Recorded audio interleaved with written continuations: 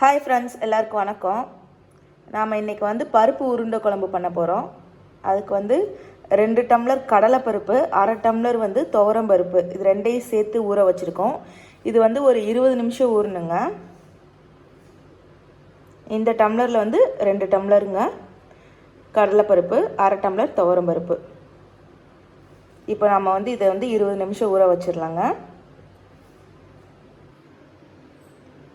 நாம் இப்போ பருப்பு உருண்டை குழம்புக்கு வெங்காயம் அப்புறமா சோம்பு இது 2 சேர்த்து அரைக்க போகிறோங்க.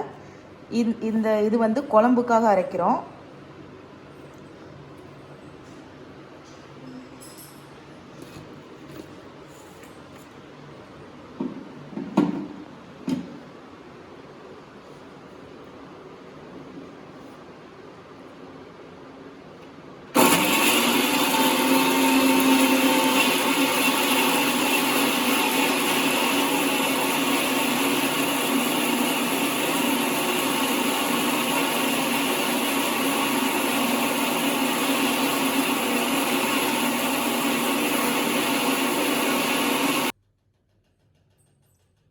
வெங்காயமும் சோம்பும் நல்லா அரைச்சாச்சுங்க.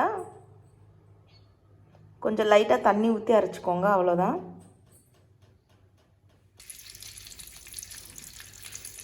நாம் இப்போ பருப்பு உருண்டை குழம்பு செய்கிறதுக்கு ஃபஸ்ட்டு கொஞ்சம் எண்ணெய் ஊற்றி வச்சுருக்கோங்க வடை சட்டியில்.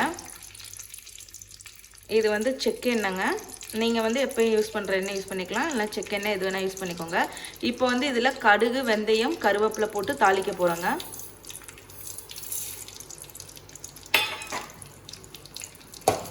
வெந்தயம் நாம் யூஸ் பண்ணுறது குழம்பு நல்லா வாசனையாக இருக்குங்க.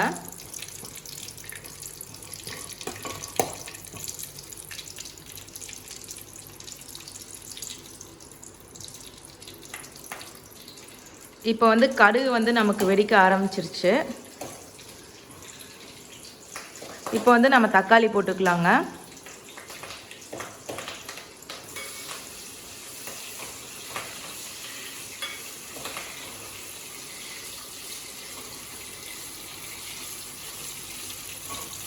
ஒரு பெரிய தக்காளி எடுத்துக்கோங்க, போதும். நான் சின்னதாக இருந்ததால் 3 தக்காளி எடுத்திருக்கேன், குட்டி குட்டி தக்காளிங்கிறதுனால. நீங்கள் ஒரு பெரிய தக்காளி எடுத்துக்கோங்க.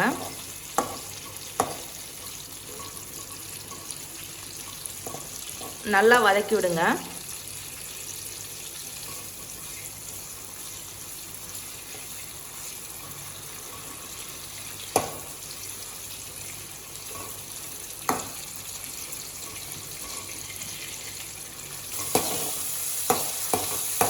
தக்காளி இப்போ நல்லா வதங்கிருச்சுங்க.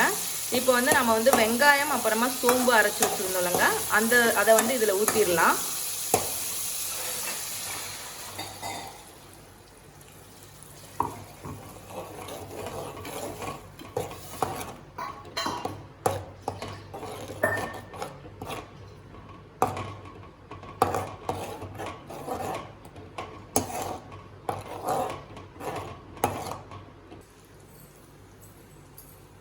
இப்போ நான் கொதிக்க ஆரம்பிச்சிருச்சுங்க.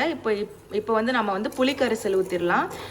புளி கரைச்சி வச்சுருக்கோம் தண்ணியாக, இதை ஊற்றிடுங்க.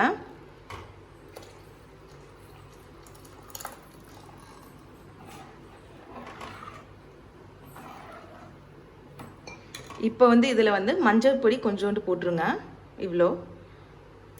இப்போ விளக்கெண்ணெய் ஊற்றிடலாம். விளக்கெண்ணெய் ஊற்றுனீங்கன்னா குழம்பு நல்லா டேஸ்ட்டாக இருக்குங்க. இந்த ஸ்பூன் நம்ம 2 ஸ்பூன் ஊற்றுறோங்க. இப்போ இதை நம்ம நல்லா கொதிக்கணுங்க. கொதிச்சதுக்கப்புறமா நம்ம மிளகாய் பொடி போட்டோன்னா அந்த மிளகாய் பொடி வாசனை வராதுங்க.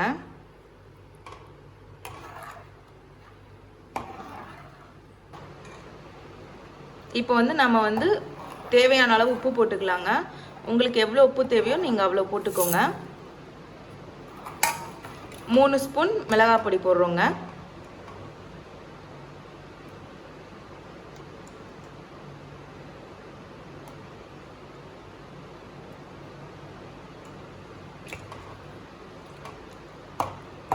நல்லா மிக்ஸ் பண்ணி விட்டுருங்க.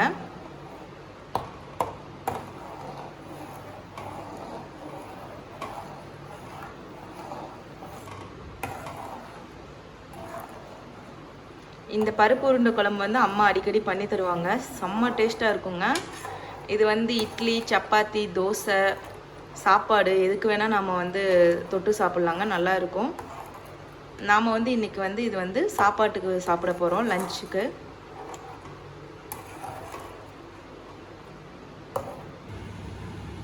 இப்போ வந்து நம்ம தண்ணி ஊற்றிக்கலாங்க. இதில்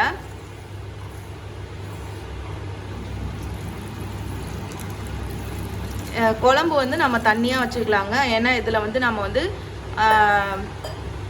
பருப்பு உருண்டை வேற போடுவோலங்க. அதனால் வந்து குழம்பு வந்து நம்ம தண்ணியாக வச்சுக்கிறணும்.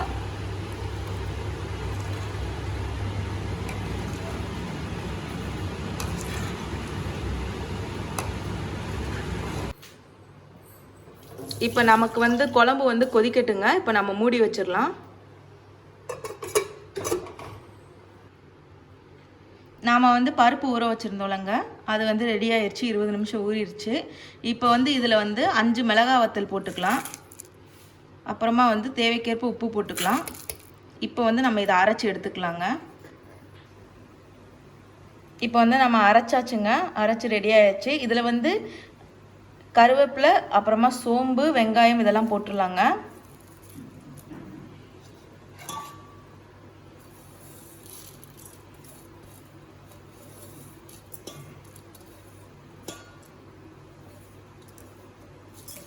வெங்காயம் 3ஐயும் போட்டு நல்லா வந்து இப்போ வந்து நம்ம கிளறிக்கலாம்.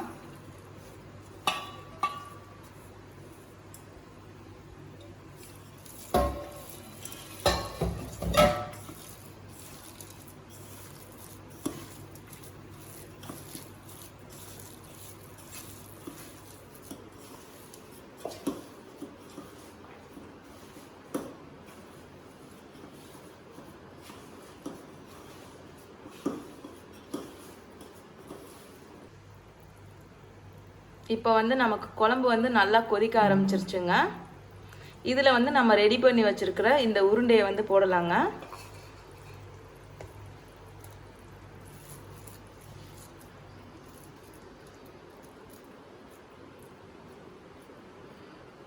இன்றைக்கி அப்பா வந்து நமக்கு வந்து சூப்பரான உருண்டை குழம்பு செஞ்சு தராங்க. நீங்களும் வந்து வீட்டில் ட்ரை பண்ணி பாருங்கள், ரொம்ப ஈஸிங்க.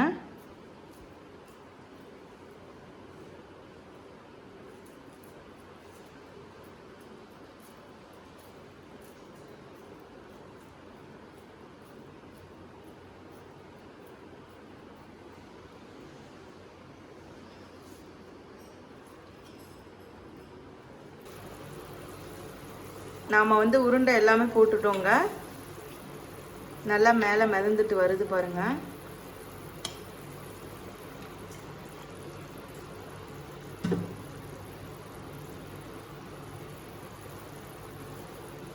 இன்னும் நல்லா கொதிக்கட்டுங்க.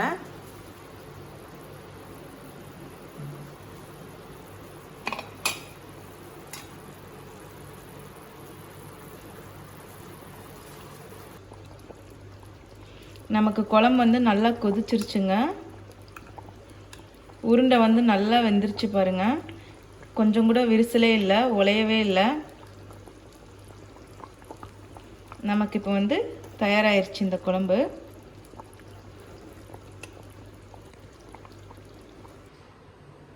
நமக்கு குழம்பு ரெடி ஆயிடுச்சுங்க. இன்னொரு பவுலில் ஊற்றிட்டோம் பாருங்கள், சூப்பராக வந்திருக்குங்க.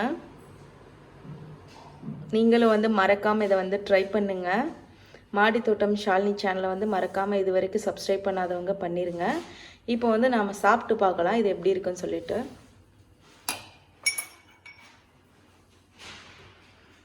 அப்பா வந்து இப்போ சாப்பிட்டு பார்த்து சொல்லுவாங்க.